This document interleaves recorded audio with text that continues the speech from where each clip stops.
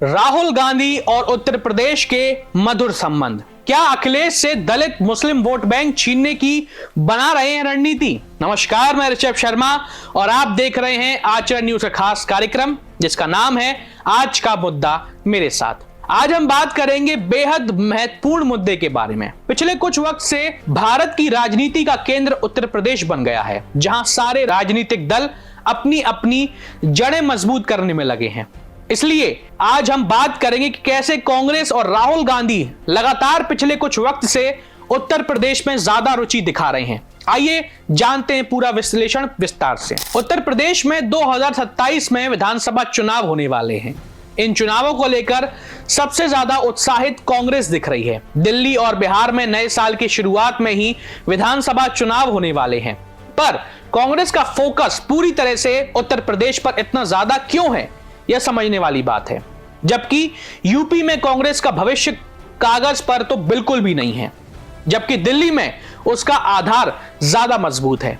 यही हाल बिहार में भी कहा जा सकता है। यह सब जानते हुए भी यदि कांग्रेस नेता राहुल गांधी और प्रियंका गांधी उत्तर प्रदेश को प्रायोरिटी दे रहे हैं, प्रायोरिटी में रख रहे हैं, तो जाहिर है यूं ही नहीं होगा। इसके पीछे कुछ तो मकसद होगा उनका। अन्यथा दिल्ली की न्याय यात्रा में पहुंचने का टाइम नहीं मिला, पर संभल और हाथरस जाने का टाइम क्यों मिल गया और कैसे? अब सवाल यह उठ रहा है कि उत्तर प्रदेश की इन यात्राओं के पीछे कांग्रेस की मंशा क्या है। आइए जानते हैं एक एक पहलू। पहला, क्या अखिलेश को घेरने की रणनीति है? कांग्रेस इस बात को अच्छी तरह समझती है कि उत्तर प्रदेश में फतेह हासिल किए बिना दिल्ली की गद्दी पर काबिज नहीं हुआ जा सकता है। यह बात बिल्कुल सच है, इतिहास यही गवाह है। कांग्रेस यह भी जानती है कि अगर उत्तर प्रदेश में विजय हासिल करनी है तो पहले समाजवादी पार्टी को उखाड़ फेंकना होगा, खत्म करना होगा। आखिर समाजवादी पार्टी आज कांग्रेस को कोर वोटर्स के बल पर ही राजनीति में कर रही है। उत्तर प्रदेश में समाजवादी पार्टी भी यह समझती है कि कांग्रेस अगर राज्य में जिंदा हो गई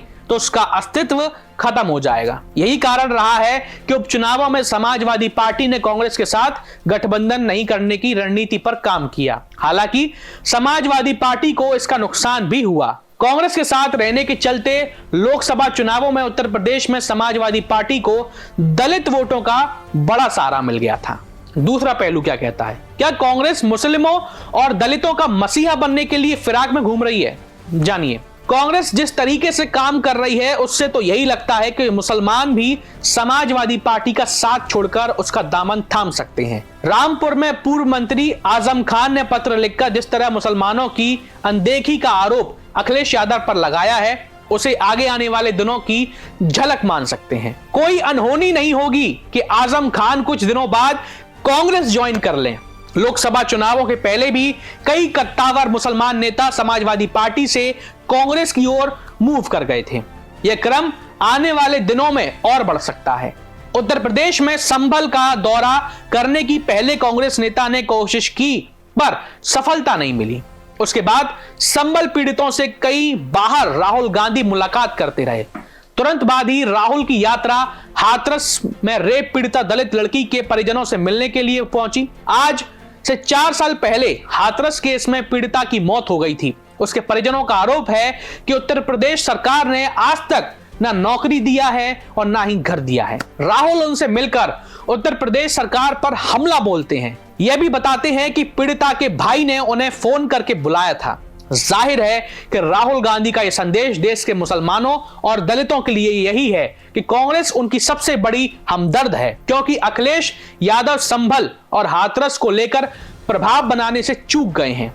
इसका प्रभाव केवल उत्तर प्रदेश में नहीं होगा बल्कि पूरे देश पर जरूर होगा। तीसरा पहलू क्या कहता है इसका? क्या समाजवादी पार्टी भी सब समझ पा रही है या कहीं ना कहीं अनदेखा कर रही है? समझिए इसको। समाजवादी पार्टी भी कांग्रेस की रणनीति समझ रही है। शायद यही कारण रहा है कि अखिलेश यादव ने उत्तर प्रदेश में विधानसभा उपचुनावों के दौरान ही कांग्रेस को आईना दिखा दिया था। समाजवादी पार्टी ने लोकसभा में संभल मुद्दे पर बहस करने का टाइम न मिलने का बहाना बताते हुए जिस तरह अडानी मुद्दे पर कांग्रेस से दूरी दिखाई, वह इस रणनीति का हिस्सा थी। सपा सांसद डिंपल यादव ने बुधवार को संसद की कार्रवाई को गौतम अडानी और जॉर्ज सोरस के मुद्दों पर बाधित करने पर असंतोष व्यक्त किया था। उन्होंने कहा था कि सपा ना तो अडानी मुद्दे के साथ है और ना ही सोरस मुद्दे के साथ। हम चाहते हैं कि संसद चले, हालांकि बीते सोमवार को इंडिया गठबंधन के नेतृत्व पर पूछे गए सवाल पर सपा के महासचिव और राज्यसभा सांसद राम गोपाल यादव ने कहा कि फिलहाल कांग्रेस अध्यक्ष मल्लिकार्जुन खड़गे खबर है कि कांग्रेस खराब कानून व्यवस्था को लेकर 18 दिसंबर को विधानसभा का घेराव करने की योजना बना रही है। वहीं सपा ने अभी तक अपने सत्र के लिए रणनीति की घोषणा नहीं करी है। इसके पहले संसद में अवधेश प्रसाद की सीट पीछे करने पर भी अखिलेश यादव ने कांग्रेस नेताओं पर अपनी नाराजगी जाहिर करी थी। चौथा पहलू क्या कहता है, क्या उत्तर प्रदेश में संगठन को मजबूत कर रही है कांग्रेस, अपनी जड़ें मजबूत कर रही है? सवाल ये उठता है। कांग्रेस राज्य में अपनी पकड़ को मजबूत बनाने के लिए तैयारियों में जुट गई है। जो जड़ें कमजोर हो गई थी उन्हें फिर मजबूत करने का वक्त आ गया है। इसे इस तरह समझा जा सकता है कि कांग्रेस ने उत्तर प्रदेश में बड़े संगठनात्मक बदलाव की तैयारी करते हुए राज्य और जिला समितियों को भंग कर दिया है। कहा जा रहा है कि यह फैसला 2027 में होने वाले विधानसभा चुनावों से पहले पार्टी को जमीनी स्तर पर मजबूत करने का है, क्योंकि इस बार के लोकसभा में चुनाव में कांग्रेस के 6 सीटों पर जीत हासिल की थी। आज के लिए बस इतना ही। अब यह देखना होगा कि राहुल गांधी और कांग्रेस की मेहनत उत्तर प्रदेश में क्या वाकई रंग लाएगी या सिर्फ हरियाणा और महाराष्ट्र जैसा हाल होगा। बहरहाल ये तो वक्त ही बताएगा।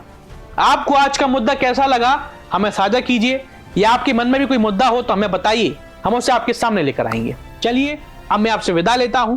बहुत बहुत धन्यवाद।